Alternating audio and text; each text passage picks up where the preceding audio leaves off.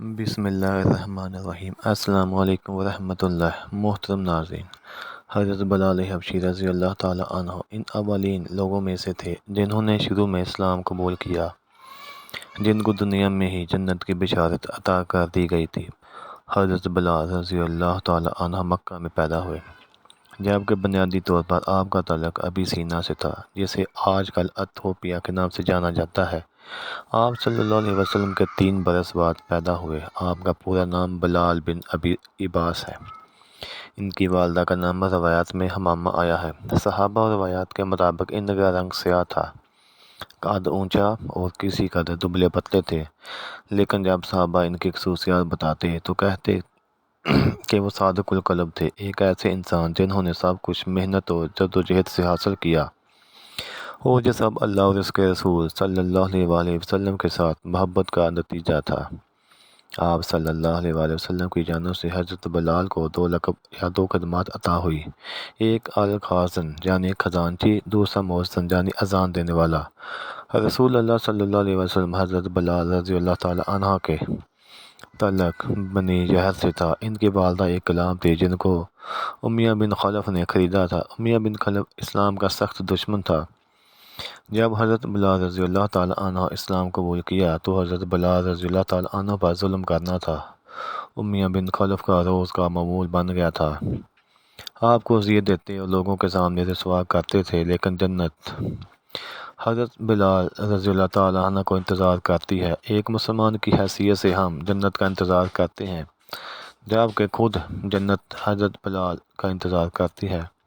ایک بار فجر کی نماز کے بعد آپ صلی اللہ علیہ وسلم نے حضرت بلال رضی اللہ تعالیٰ عنہ سے پوچھا کہ تم ایسا کیا کرتے ہو؟ کل رات میں نے جنت میں اپنے آگے تمہارے قدموں کی آواز سنی۔ حضرت بلال رضی اللہ تعالیٰ عنہ نے جواب دیا، یا رسول اللہ صلی اللہ علیہ وسلم، آپ کا دیا ہوا درس ابھی تک یاد ہے اور اس پر میں عمل کرتا ہوں، یعنی جب بھی میرا وضو ٹوٹتا ہے میں دوبارہ وضو کر کے 2 رکعت نفل نماز ادا کرتا ہوں۔ ایک صحابی نے ایک بار حضرت بلال رضی اللہ تعالیٰ عنہ کو ایک حبشی عورت کا بیٹا کہہ کر بلایا، جو حضرت بلال رضی اللہ تعالیٰ عنہ کو گراں گزرا۔ حضرت بلال رضی اللہ تعالیٰ عنہ نے رسول اللہ صلی اللہ علیہ وسلم کے پاس آئے، ساری بات بتائی۔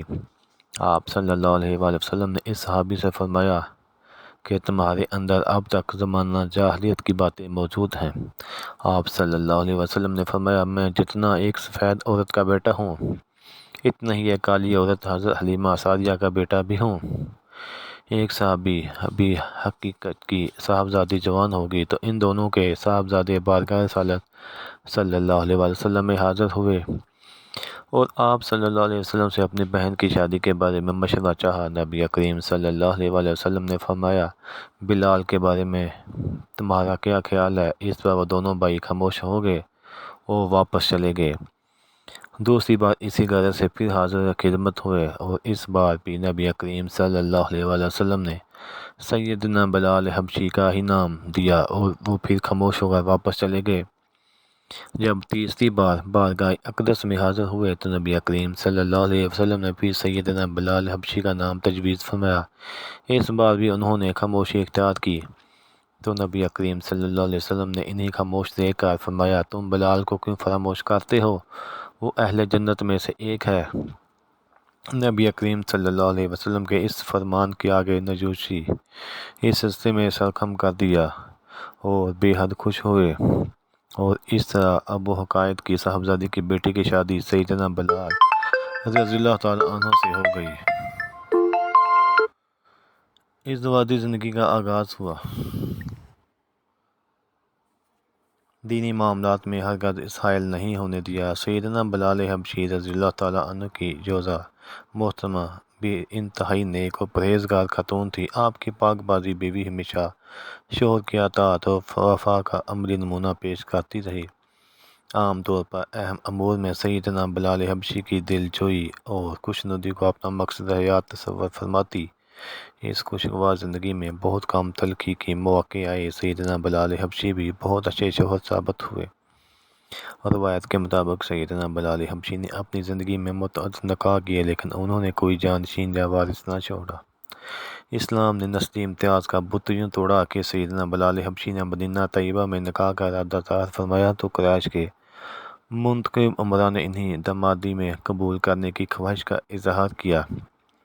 سیدنا بلال حبشی رسول اللہ صلی اللہ علیہ وسلم کے حکم پر مدینہ طیبہ کے کسی محتاج کی تلاش میں تھے کہ کچھ مال عطا کریں۔ اسی دوران آپ کو آپ کا بھائی آتا دکھائی دیا جو یمن سے آپ کو ملنے کے لیے آ رہا تھا۔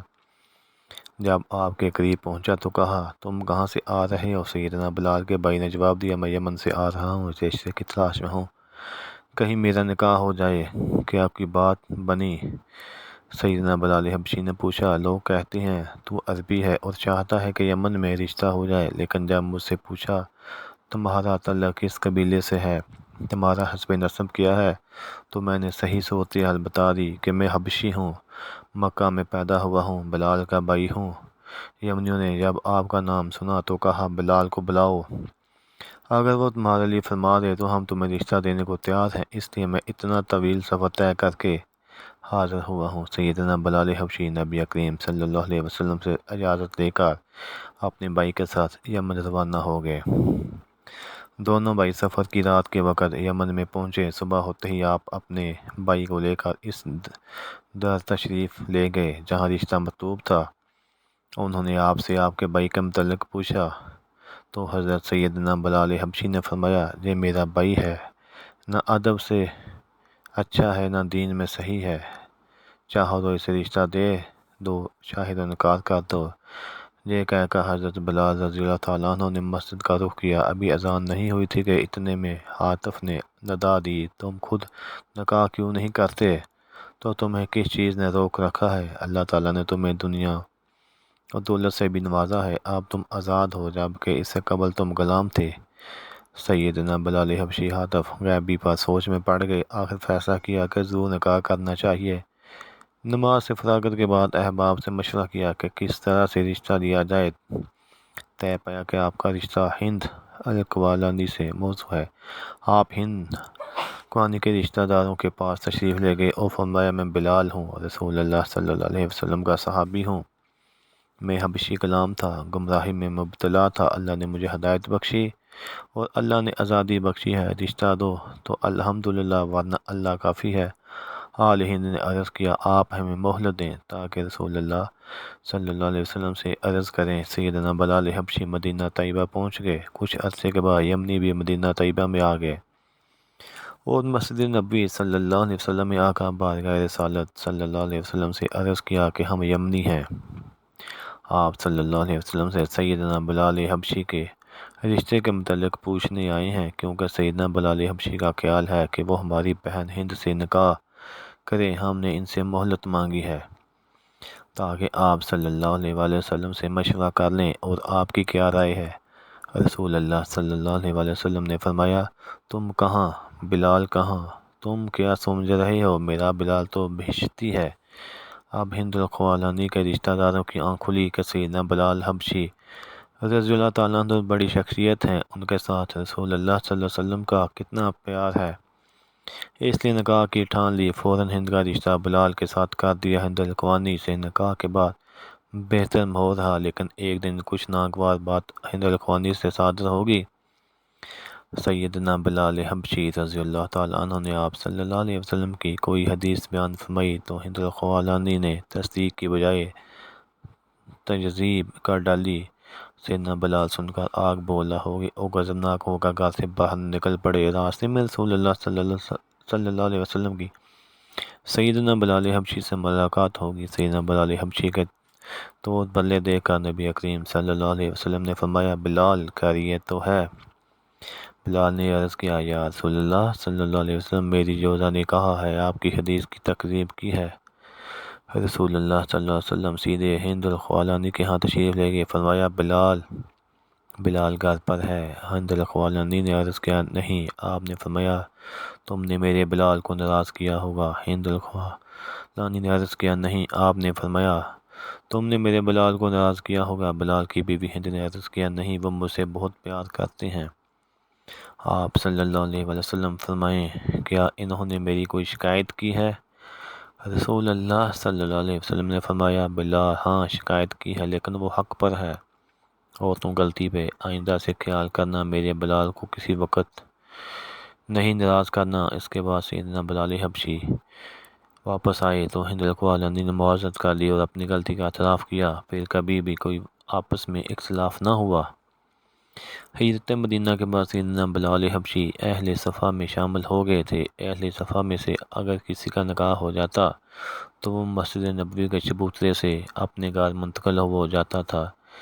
اسی طرح جب سیدنا بلال حبشی کا نکاح ہوا تو آپ بھی الگ رہنے لگے، مگر آقا نبی کریم صلی اللہ علیہ وسلم کی خدمت اقدس اور معمولات خدمت میں شادی کو نہ ہی بیوی کو ہرگز آپ صلی اللہ علیہ وسلم کی خدمت اقدس میں حائل نہیں ہونے دیا، اور بلال رضی اللہ تعالیٰ عنہ ہمیشہ نبی کریم صلی اللہ علیہ وسلم کی خدمت اقدس میں رہے اور آپ کے وصال ہونے تک آپ صلی اللہ علیہ وسلم کی اطاعت میں رہے اور اللہ تعالیٰ کے احکام سر بلند کیے رکھا۔ اللہ تبارک و تعالیٰ ہم سب کو ان پاک صحابیوں کے جیسے عمل کرنے کے توفیق عطا فرمائے، آمین یا رب العالمین۔